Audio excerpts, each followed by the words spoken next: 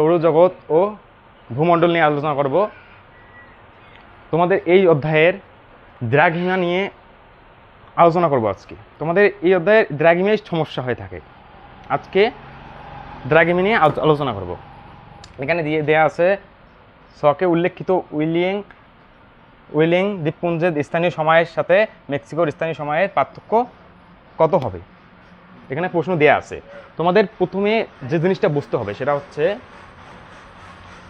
এখানে দেয়া আছে স্থানীয় স্থান, অক্ষরেখা, দ্রাঘিমা রেখা, তারিখ এবং সময়। এই 4-5টা জিনিসের মধ্যে আমরা নেব দ্রাঘিমা রেখা এবং সময়। আমরা শুধু এই দুটো জিনিস নেব। আমরা এই দুটো জিনিস নিলাম না কেন? কারণ এই দুটো আমাদের প্রয়োজন হয় না, কারণ এই দুটো আমাদের সাধারণত বিভ্রান্তির জন্য দেয়া হয়ে থাকে। আমরা শুধু দ্রাঘিমা রেখা এবং সময়টা নিয়ে নেব। আমরা এখানে লিখতে পারি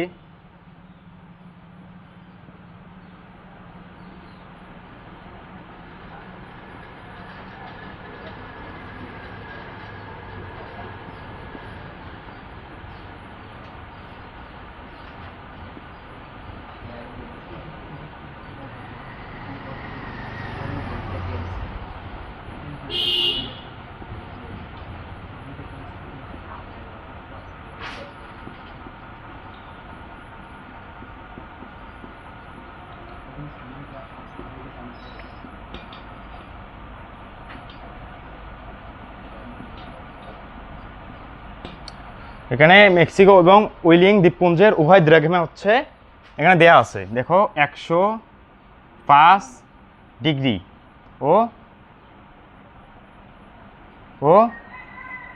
75 ডিগ্রি পশ্চিমে।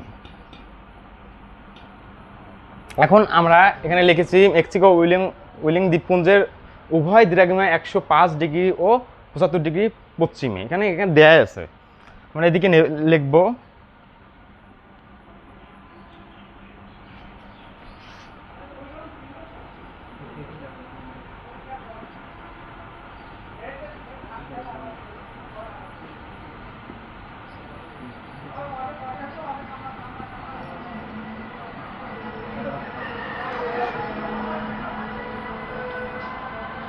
উভয় দ্রাঘিমার পার্থক্য হচ্ছে 105 ডিগ্রি মাইনাস 75।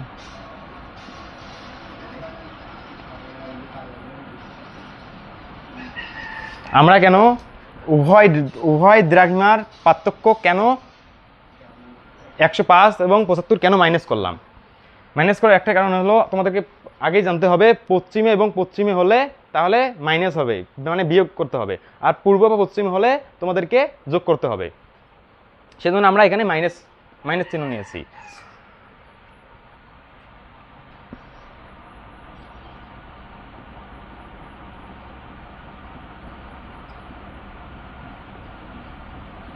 পশ্চিমে। এখন আমরা জানি লিখব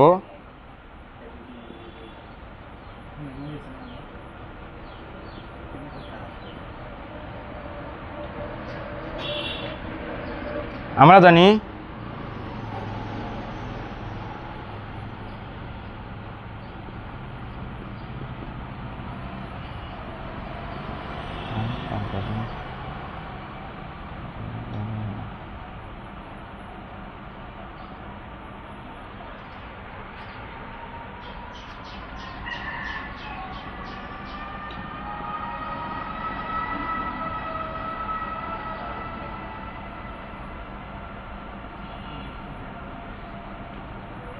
এখানে লিখেছি আমরা সাধারণত জানি এক দ্রাঘিমার জন্য সময়ের পার্থক্য হচ্ছে 4 মিনিট। আর এখানে হচ্ছে দেয়া আছে, আমরা পাইছি দ্রাঘিমার পার্থক্য পেয়েছি 30 ডিগ্রি পশ্চিমে। এখানে দেব 30 ডিগ্রি দ্রাঘিমার জন্য সময়ের পার্থক্য হচ্ছে 30 গুণন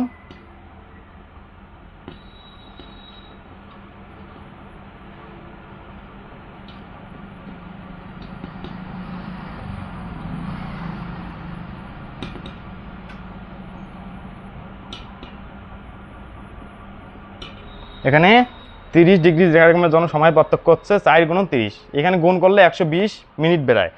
আর এখানে আমরা লিখব, এখানে চেয়েছে মেক্সিকো এবং ওয়েলিং দ্বীপপুঞ্জের উভয় দ্রাঘিমা কত।